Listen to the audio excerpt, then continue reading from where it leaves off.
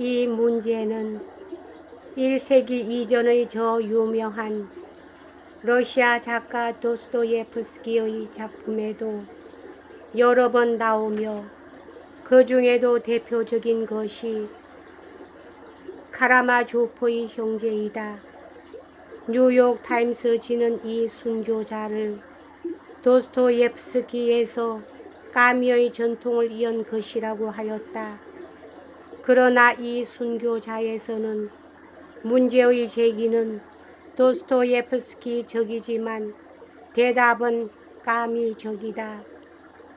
카라마조프의 형제에서 이반은 알렉세이에게 자기는 하나님을 승인하지만 하나님의 세계를 승인하지 않는다고 한다.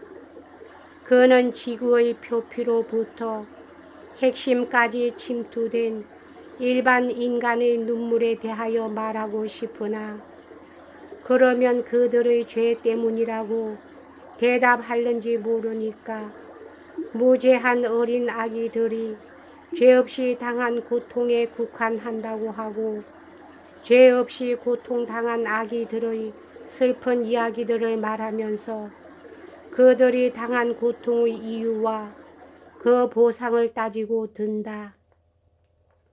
그것을 천국에서의 보상으로 대답하는 종교의 비합리성과 거짓을 샅샅이 들어 논박하고 나서 제일 마지막에 나는 너를 향하여 물으니 솔직히 대답해다고 가령 내가 최후에 가서 모든 인간을 행복하게 하고 평화와 안전을 주기 위하여 인류의 운명의 탑을 짓는다면 그리고 그 탑은 죄 없이 보상도 못 받는 어린 아기의 눈물 위가 아니면 지을 수 없다고 가정하면 너는 과연 이런 조건으로 이 건축의 기사가 되는 것을 승낙할 것이냐?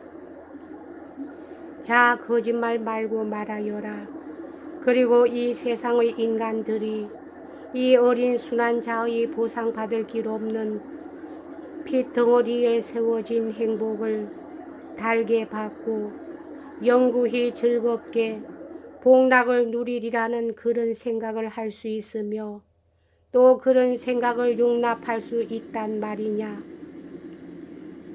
알렉세이는 아니요, 할 수 없습니다. 라고 대답한다. 이것이 인간으로서 운명에 대하여 말할 수 있는 최후의 음성인 것이다. 그러나 알렉세이는 형님은 모든 사람을 대신하여 자기 스스로 죄 없는 자기의 피를 흘린 한 사람을 잊어버렸습니다. 그런데 이 사람을 기초로 하고 인류의 운명의 탑은 이미 세워져 있는 것입니다. 이반이 제시한 문제는 이 대위가 제시한 문제와 비슷하지만 알렉세이의 대답은 신목사의 무신론적 인도주의와는 달리 십자가에 달린 그리스도에게서 대답을 제시한다. 그러나 이반은 십자가에 달려 죽은 이 죄 없는 하나님의 독생자의 죽음을 잊어버린 것은 아니었다.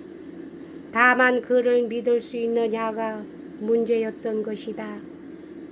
그러나 인류의 운명의 탑은 우리 눈에 보이는 것처럼 무고한 사람들이 억울한 피를 흘리는 불공정 위에 세워져 가는 것은 이미 무너지는 바벨탑의 모습이며 이러한 모든 불공정과 불의를 자기 몸에 걸머지고 피 흘려 죽은 그리스도의 터 위에 이미 인류의 새 운명의 탑은 세워져 있다는 것을 믿는 사람에게는 이 세상의 전체 모습이 일변하여 버리는 것이다. 이 믿음은 인간의 이성, 즉 철학적인 탐구에 의하여 해결되는 것이 아니고 성령이 주는 지혜와 의에서만 해결된다. 성령의 감화 없이 예수를 주라고 할 수는 없다. 그런 의미에서 십자가에 달린 그리스도 안에서 하나님을 믿는 사람은 로마서 5장 3에서 6절에 있는 말씀대로 환난 가운데서도 즐거운 생활을 이룩한다.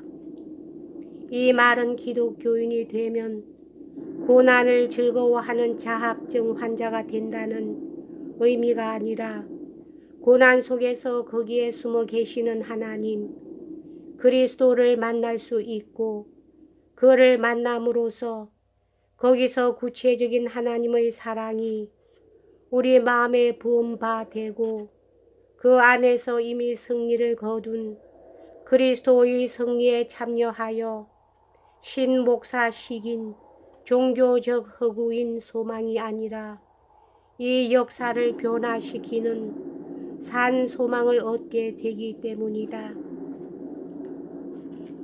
그러므로 이 신앙에 사는 자들은 오늘의 내 환경이나 내 나라가 되어지는 꼴이 나의 이해나 도덕적 판단으로는 도저히 감당할 수 없는 질병, 기근, 부패, 부정, 억울한 고난에 찬 현실일지라도 벌써 이 어둠 뒤에 와 있는 빛, 이 고난 뒤에 와 있는 그리스도, 이 악마 뒤에 와 있는 하나님의 능력을 믿는 까닭에 악마적인 현실을 두려워 아니하고 과감하게 도전하여 그것을 쳐부수고 그리스도를 만나는 용감한 혁명적인 투쟁을 벌이는 것이다.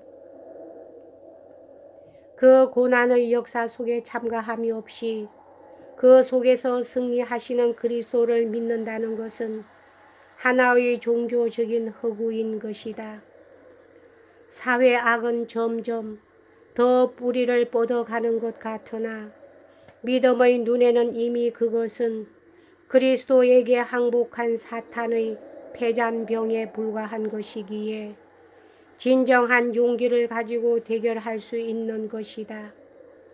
하나님을 믿는다는 것은 그가 숨어 계신 장소, 고난에 찬 악마적 역사와 대결하는 것이지만 이때의 생활은 우리의 욕심과 의미와 감정으로서는 도저히 미끄럽게 받아들여지지 않기도 한다.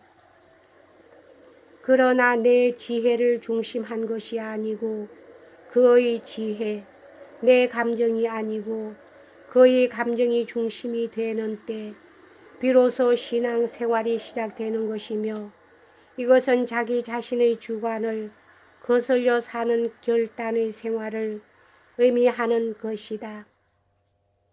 이것은 단순한 감정이나 의지의 문제만이 아니고 종교나 도덕이나 가치 판단 같은 것도 희생하지 않으면 안 되는 때가 많은 것이다. 그런 의미에서는 신목사처럼 하나님을 믿지 않으면서 하나님을 선전하는 종교의 탈을 버리고 논리와 도덕을 생명같이 존중하면서도 그것마저 버려 신목사와는 역코스를 가게 되는 것이다. 하나님이 말구유에 나시고 십자가를 졌다는 것은 하나님이 마치 하나님이 아닌 것처럼 하나님의 모양마저 완전히 벗어버렸다는 의미이며 이것은 곧 숨어 계신 하나님의 뜻이다. 아브라함이 하나님을 믿고 섬기는 그 신앙은 하나님의 축복으로 선물 받은 외아들 이삭을 죽이려는 것으로 나타났다. 이것은 아버지로서의 논리를 짓밟아 버린 것을 의미한다.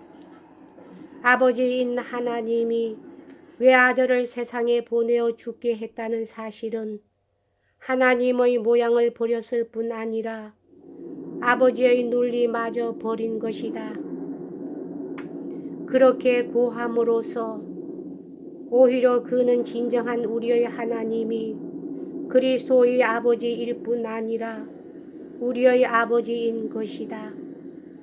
이 역설을 믿지 않는 한 우리는 언제인가는 신목사의 설교를 듣는 무지 가운데서 우상을 섬기는 신도들이 되든지 그 하나님을 버리고 하나님 없는 세계로 나가든지 신목사처럼 자신은 믿지 않으면서 세상 체면이나 남을 위하여 도덕적으로 꾸미고 종교적으로 장식하고 살든지 세 길 중의 하나일 것이다.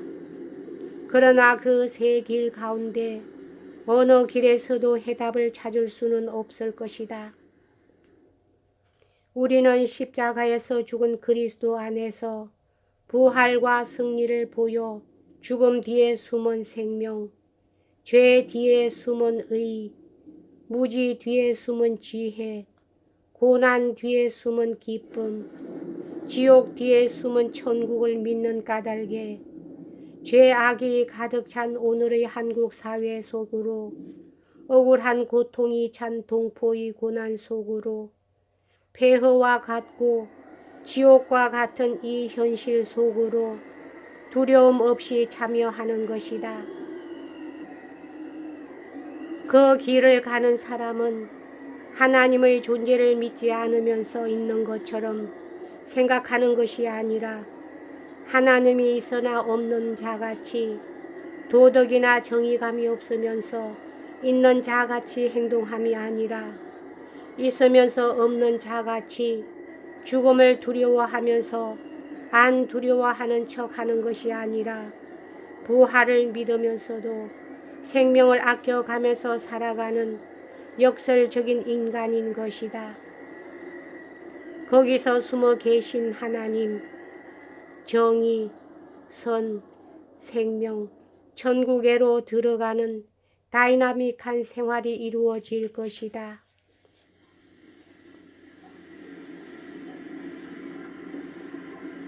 여기까지 하겠습니다.